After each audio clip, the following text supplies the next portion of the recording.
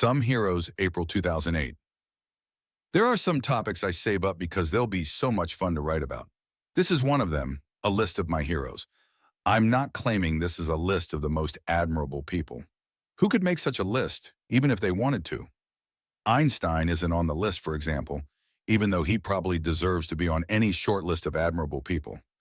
I once asked a physicist friend if Einstein was really as smart as his fame implies, and she said that yes, he was. So why isn't he on the list? Because I had to ask. This is a list of people who've influenced me, not people who would have if I understood their work. My test was to think of someone and ask, is this person my hero? It often returned surprising answers. For example, it returned false for Montaigne, who was arguably the inventor of the essay.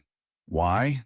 When I thought about what it meant to call someone a hero, it meant I'd decide what to do by asking what they'd do in the same situation. That's a stricter standard than admiration. After I made the list, I looked to see if there was a pattern, and there was, a very clear one. Everyone on the list had two qualities. They cared almost excessively about their work, and they were absolutely honest. By honest, I don't mean trustworthy, so much as that they never pander. They never say or do something because that's what the audience wants.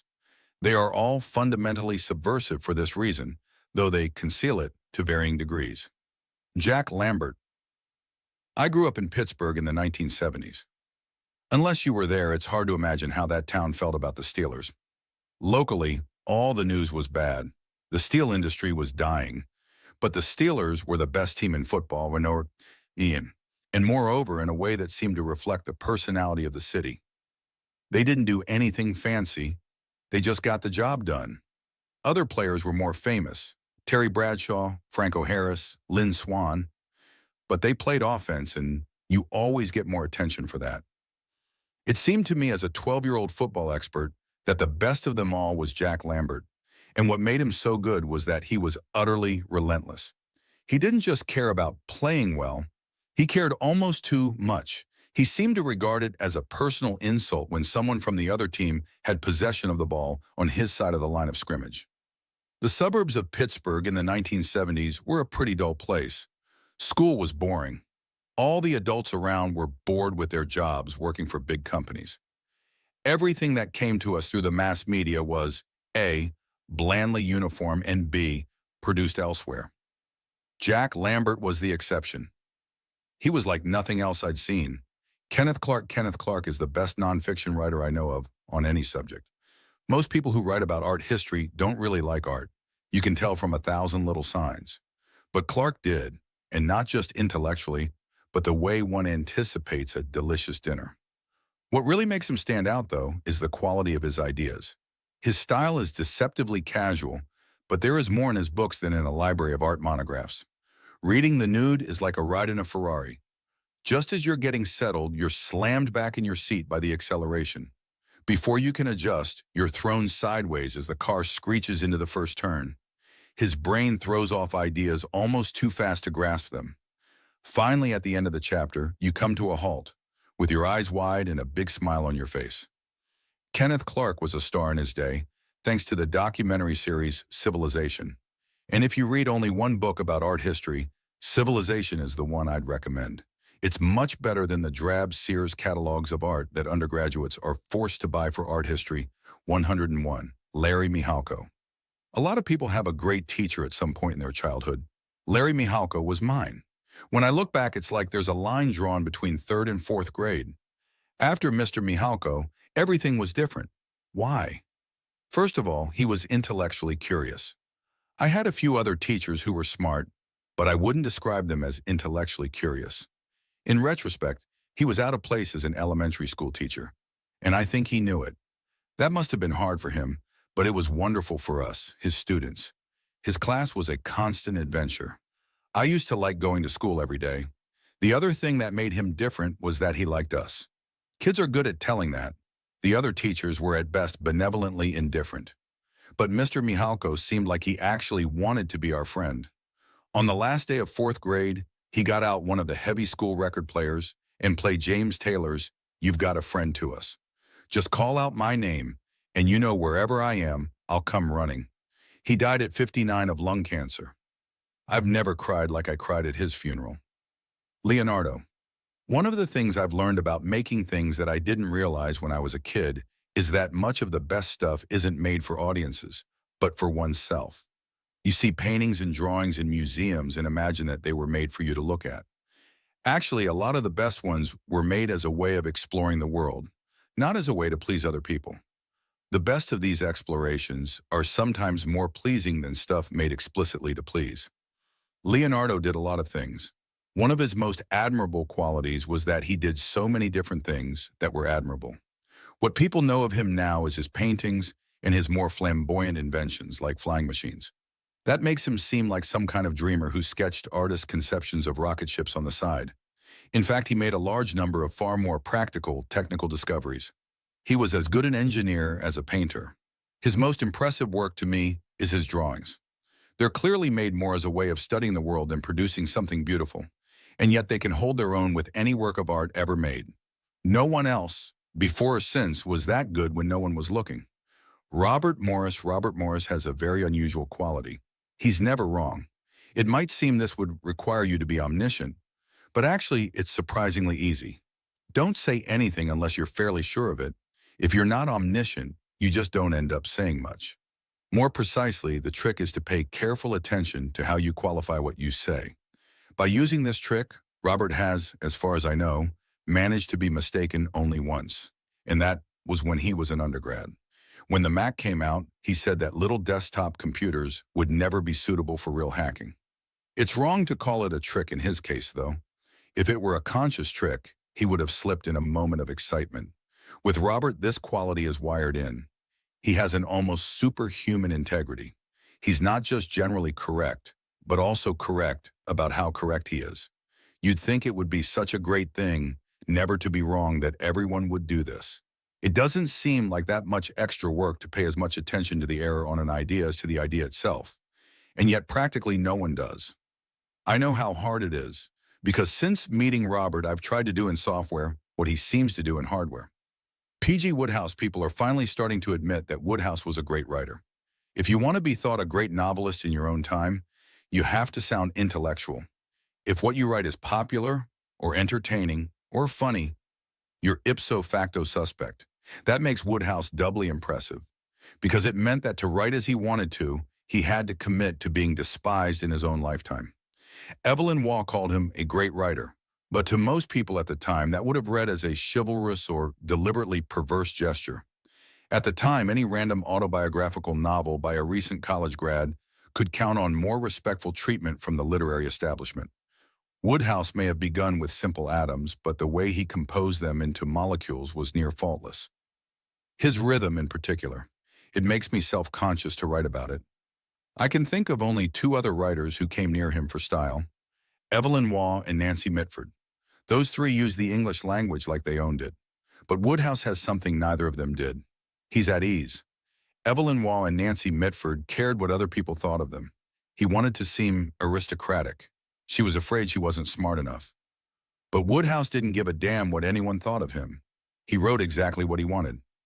Alexander Calder's on this list because he makes me happy. Can his work stand up to Leonardo's? Probably not. There might not be anything from the 20th century that can. But what was good about modernism, Calder had, and had in a way that he made seem effortless. What was good about modernism was its freshness. Art became stuffy in the 19th century. The paintings that were popular at the time were mostly the art equivalent of McMansions, big, pretentious, and fake. Modernism meant starting over, making things with the same earnest motives that children might. The artists who benefited most from this were the ones who had preserved a child's confidence, like Klee and Calder. Klee was impressive because he could work in so many different styles. But between the two, I like Calder better, because his work seemed happier. Ultimately, the point of art is to engage the viewer. It's hard to predict what will. Often something that seems interesting at first will bore you after a month. Calder's sculptures never get boring. They just sit there quietly radiating optimism, like a battery that never runs out. As far as I can tell from books and photographs, the happiness of Calder's work is his own happiness showing through. Jane Austen. Everyone admires Jane Austen. Add my name to the list. To me, she seems the best novelist of all time. I'm interested in how things work. When I read most novels, I pay as much attention to the author's choices as to the story. But in her novels, I can't see the gears at work. Though I'd really like to know how she does what she does, I can't figure it out because she's so good that her stories don't seem made up. I feel like I'm reading a description of something that actually happened. I used to read a lot of novels when I was younger. I can't read most anymore because they don't have enough information in them. Novels seem so impoverished compared to history and biography, but reading Austen is like reading nonfiction. She writes so well you don't even notice her. John McCarthy invented Lisp, the field of, or at least the term, artificial intelligence, and was an early member of both of the top two computer science departments, MIT and Stanford. No one would dispute that he's one of the greats, but he's an especial hero to me because of Lisp. It's hard for us now to understand what a conceptual leap that was at the time. Paradoxically, one of the reasons his achievement is hard to appreciate is that it was so successful. Practically every programming language invented in the last 20 years includes ideas from Lisp, and each year the median language gets more Lisp-like. In 1958, these ideas were anything but obvious. In 1958, there seemed to have been two ways of thinking about programming. Some people thought of it as math, improve things about Turing machines. Others thought of it as a way to get things done, and design languages all too influenced by the technology of the day. McCarthy alone bridged the gap. He designed a language that was math, but designed is not really the word. Discovered is more like it. The Spitfire. As I was making this list, I found myself thinking of people like Douglas Bader and R.J. Mitchell and Jeffrey Quill, and I realized that though all of them had done many things in their lives, there was one factor above all that connected them: the Spitfire. This is supposed to be a list of heroes. How can a machine be on it? Because that machine was not just a machine, it was a lens of heroes. Extraordinary devotion went into it, and extraordinary courage came out. It's a cliche to call World War II a contest between good and evil, but between fighter designs, it really was. The Spitfire's original nemesis, the Me-109, was a brutally practical plane. It was a killing machine. The Spitfire was optimism embodied, and not just in its beautiful lines. It was at the edge of what could be manufactured. But taking the high road worked. In the air, beauty had the edge. Just. Steve Jobs. People alive when Kennedy was killed usually remember exactly where they were when they heard about it. I remember exactly where I was when a friend asked if I'd heard Steve Jobs had cancer. It was like the floor dropped out. A few seconds later, she told me that it was a rare, operable type and that he'd be okay. But those seconds seemed long. I wasn't sure whether to include Jobs on this list. A lot of people at Apple seem to be afraid of him, which is a bad sign. But he compels admiration. There's no name for what Steve Jobs is because there hasn't been anyone quite like him before. He doesn't design Apple's products himself. Historically, the closest analogy to what he does are the great Renaissance patrons of the arts. As the CEO of a company, that makes him unique. Most CEOs delegate taste to a subordinate. The design paradox means they're choosing more or less at random. But Steve Jobs actually has taste himself. Such good taste that he's shown the world how much more important taste is than they realized. Isaac Newton has a strange role in my pantheon of heroes. He's the one I reproach myself with. He worked on big things, at least for part of his life. It's so easy to get distracted working on small stuff.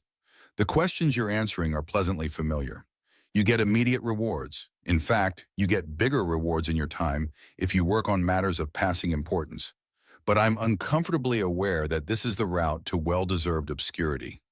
To do really great things, you have to seek out questions people didn't even realize were questions. There have probably been other people who did this as well as Newton for their time. But Newton is my model of this kind of thought. I can just begin to understand what it must have felt like for him. You only get one life. Why not do something huge? The phrase paradigm shift is overused now, but Kuhn was onto something. And you know more are out there, separated from us by what will later seem a surprisingly thin wall of laziness and stupidity. If we work like Newton. Thanks to Trevor Blackwell, Jessica Livingston, and Jackie McDonough for reading drafts of this.